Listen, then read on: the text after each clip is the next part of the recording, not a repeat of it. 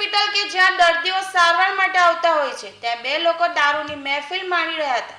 દરમિયાન આ video viral થતા ખડોદરા પોલીસ દ્વારા તપાસ હાથ ધરવામાં આવી હતી.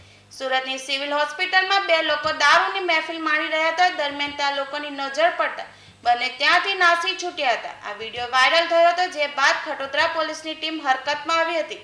પોલીસે આ મામલે તપાસ કરી વિડીયોમાં દેખાતા બંને ઈસમોને દારૂ પીધેલી હાલતમાં ઝડપી પાડ્યા હતા અને મોપેડ પણ કબજે કરી લીધું હતું. પોલીસે મોહમ્મદ કાદરી, મોહમ્મદ રઉફ બનારસી અને ઇસ્માઇલ હબીબ મેમનની ધરપકડ કરી કાયદેસરની કાર્યવાહી હાથ ધરી છે.